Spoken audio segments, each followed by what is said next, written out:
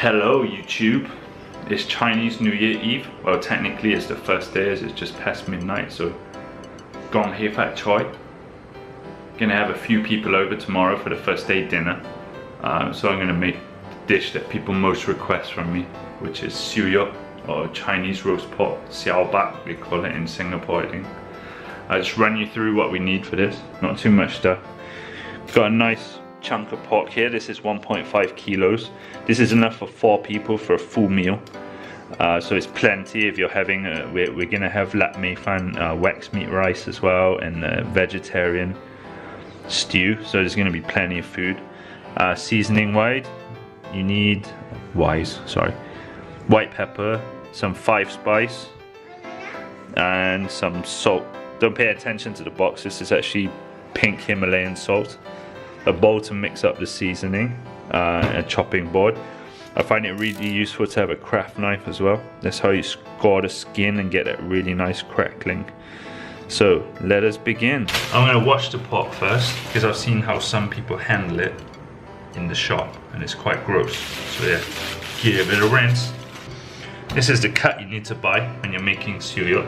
So this is a pork belly, skin on. What you want to look for is like a nice run of meat, not too lean, not too fat. It's a little bit fat on this side, so I'm not sure how it's going to turn out, and it's not super even shape wise. So what we will do first is, with your best kitchen knife, probably cut this bit off because that makes it a bit too uneven. Yeah, get rid of that. And then you want to score the bottom all the way through, however you like. I usually do it crisscross because it looks quite nice. You can go quite deep, don't go all the way into the skin. Obviously this is just to get the seasoning into the meat, so you want to give it a nice slash. Let's do it crisscross all the way through. I'll quickly make the seasoning. There's not a super strict recipe to this. This is not baking. So we'll start out with some 5 spice. Get it as fresh as you can. You want plenty in there. Probably like, for a piece of meat this size, like 2 tablespoons. Then the one that I really like, I like to put loads of white pepper in. So we have really good white pepper in Malaysia. A lot of it comes from Sarawak. So we pile that in there. White pepper's not too spicy, so you can put plenty in. You don't have to worry about it. And then I like to add a little bit of black pepper. Depending how you like it, you can also add some cayenne pepper or some chili powder for a little bit of spice. And then quite a bit of salt. Probably another 2 tablespoons of that. Not too much because you don't want the bottom to be too salty. You're going to be putting a lot of salt on the skin to make it crispy. So mix all that up. And then what you want to do is just want to kind of sprinkle that evenly all over the meat side.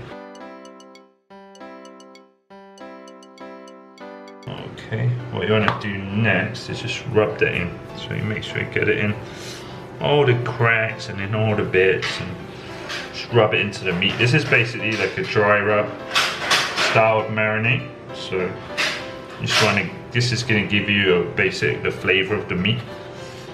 So you want to get plenty in there. You get a nice 5 spice flavor, bit of mellow heat from the pepper, quite fragrant, nicely seasoned from the salt, and obviously as the fat renders through the pork, it'll get really delicious. Yeah, so that's that. The next part, flip it over so you got the skin. This is the part where you got to be a little bit more careful when you're scoring the skin. You don't want to go through to the meat, so you don't want to cut the skin. You can just have a look how thick it is. Basically you want to pierce through into the fat, maybe about 1/2 inch apart, like a centimeter graduation. Some parts the skin will be softer, so be careful. And then we'll go back the other way. There we go. That's what you want to see. You want to see this kind of lines. This is where you're going to rub the salt in, and that's what gives you, there you go, see the line? There you go, you got the lines in the pot. That's what you want. So So do a few in the other direction. You can experiment with the pressure, but start off on the softer side.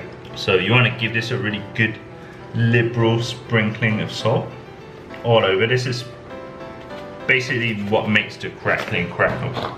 That's why almost all forms of pot crackling are quite salty.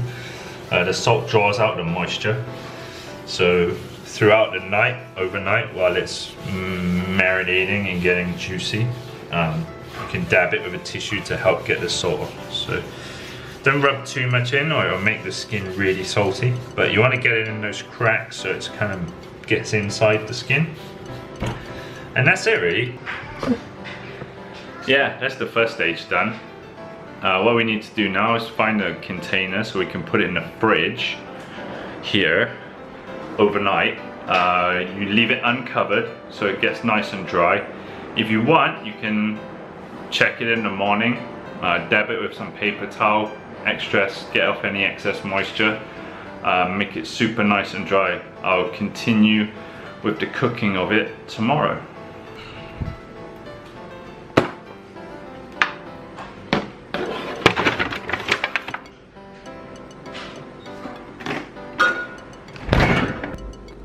You can see the moisture's already coming out. So what we want to do is grab some kitchen roll, give it a dab in. There we go, keep it nice and dry. I'm going to get the skin as dry as possible. Yeah. Choi, first day of Chinese New Year. Gong hei fat choi. Got to get the Siu Yuk in the oven. So let's turn the oven on. Got to set it to, put it on fan, 200, there we go, 200, and got to prepare a tray. The oven's on, preparing the tray. We got a baking tray, 2 ramekins covered in foil so they don't get dirty, and like the airing tray on top for the meat. So the oven's on, warming up to 220. So we get the meat out, nice and dry, looking lovely and dry. See the skin, no moisture there. Just lay this across there, and then we got to fill the bottom with water, which will keep the underneath moist. Just get some kitchen roll, make sure it's super dry. You can give it another little bit of salt on the top.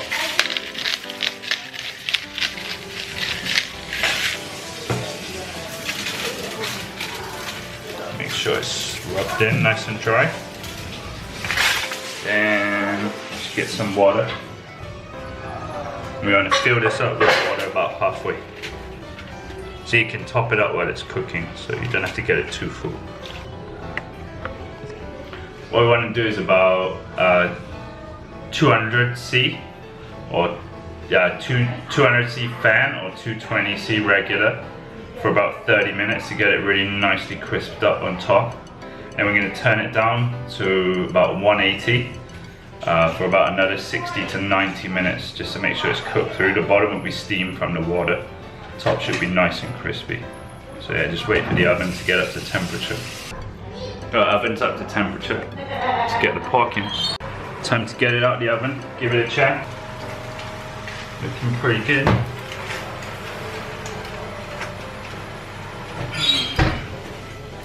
What you want to do now is look for any soft spots. Give them a cut. And pour off some of the oil.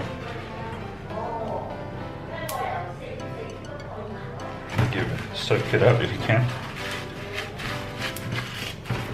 Too much oil on the skin will stop it crisping nicely. So probably give it another 10-15 minutes at this temperature. Have a look at the skin. This is after 30 minutes at 200. You can see it's mostly crisped up. There's a little bit of soft spot here. So we've poured off the oil and wiped it up. Meat's looking good, still firm, rendering the fat out. Time to pop it back in the oven. Now it's pretty crisped up, as you saw. We're going to turn the oven down to about 160 fan or 180C in a regular oven. That'll take about another 70 to 90 minutes. then the meat will be steamed from below by the water. The skin will crisp out a bit more, get nice and crunchy, dry. And we'll be ready for dinner about 7 p.m. It's out the oven, it's looking good. Nice and crispy. Need to rest it for about 20 minutes now on a chopping board. Then we'll be able to eat it. Okay, pork's rested for 20 minutes. Best to chop it upside down. So, ooh, that sounds good. Let's try the first slice. It's quite crispy. Through the meat and through the skin.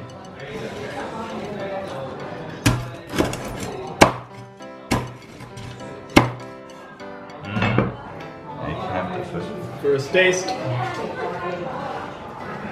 second taste. It's hot. It's hot. Thank you. Yeah, it's still hot. It sounds. Oh my god, it smells so good.